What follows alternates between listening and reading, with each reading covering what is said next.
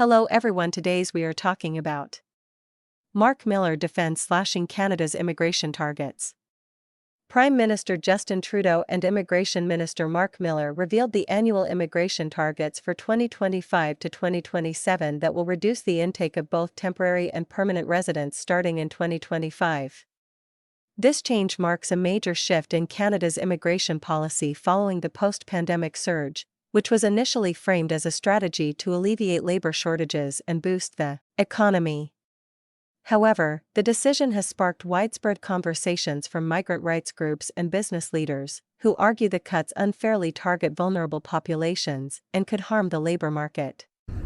In response to the criticism, Immigration Minister Marc Miller defends the new policy in an in-depth interview with CBC, explaining the government's rationale and addressing concerns raised by advocacy groups and economists. Below, we unpack Miller's key remarks, reactions from stakeholders, and the broader implications of the immigration cuts. Marc Miller's rationale behind the immigration cuts.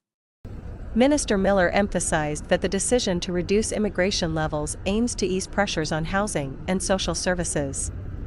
There has been a lot of positive feedback from ordinary Canadians, Miller said, framing the cuts as a reasonable step to address challenges related to population growth.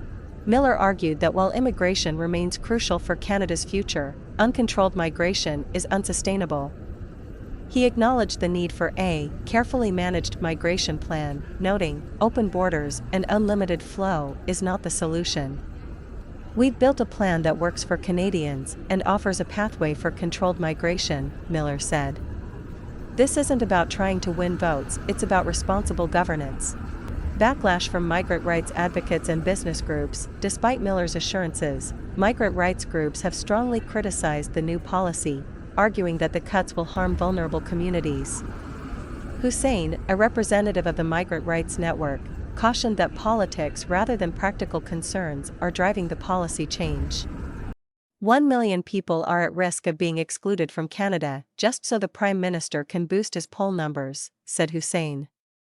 This isn't about housing, it's about shifting the political conversation. The backlash reflects broader fears that the immigration cuts may fuel anti-immigrant sentiment in Canada, similar to trends seen in the United States and the United Kingdom. Some activists have accused the government of using immigrants as scapegoats for housing shortages and economic challenges, a sentiment Miller vehemently denied. Racism is not behind this decision, Miller responded. Our goal is to protect the immigration consensus we've built in Canada and ensure sustainable migration. Economic concerns, a delicate balancing act.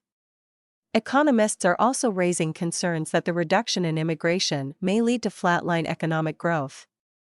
Rebecca Young, an economist from Scotiabank, warned that last year's immigration surge was too hot and this year's cutback risks being too cold. Economic immigration has always been a big contributor to the Canadian economy. Miller acknowledged these concerns, noting that Canada's immigration strategy must carefully balance economic needs with humanitarian goals. While we respect the viewpoints of economists, Miller said, immigration is about more than number, tailing to vibrancy or Antonian communities outside Quetex, and he also pointed out that Canada faces long-term demographic challenges, including an aging population and declining worker-to-retiree ratios. In 1973, the worker-to-retiree ratio was 7:1. Today, it's closer to 3:1. We need to ensure that we have a younger workforce to sustain our social services. Business leaders question workforce impact. The immigration cuts have also raised alarms among business groups, who fear that the reduction in temporary foreign workers will exacerbate labor shortages across key sectors. Where will businesses find workers if immigration levels are cut? Some business leaders have asked, expressing concern that the policy could disrupt economic recovery efforts. Miller addressed these concerns, acknowledging that the government must continue to engage with stakeholders.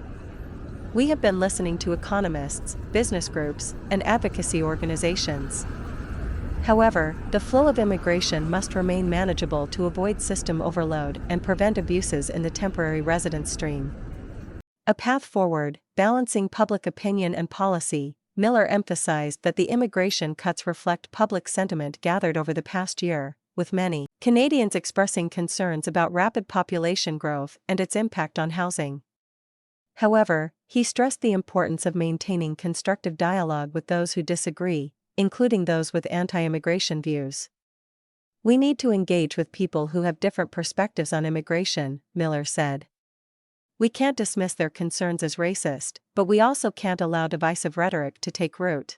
The minister concluded by reaffirming the government's commitment to building a sustainable immigration system that balances economic, humanitarian, and social objectives.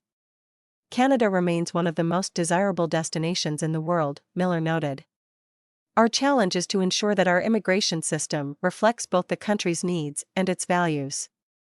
What's next? The federal government's immigration strategy is likely to remain a hot topic in the coming months, with opposition parties and advocacy groups expected to keep pressure on the Trudeau administration. As the government moves forward with the revised immigration levels plan, key questions remain. 1. How will the policy impact the economy and labor shortages across industries? 2. Will the government introduce new measures to support immigrants affected by the cuts? 3. How will the public respond to the long-term economic impact of reduced immigration? The Trudeau government's decision marks a pivotal moment in Canada's immigration policy. Whether the plan achieves its intended goals or deepens political divides will become clearer in the months ahead. Marc Miller's defense of reduced immigration targets highlights a cautious approach, aiming to align population growth with available resources. The decision has sparked debate, raising questions about Canada's economic future and its role as a destination for newcomers. That is over today's video. Thank you for watching entire video. Hopefully information useful to see you later and next video.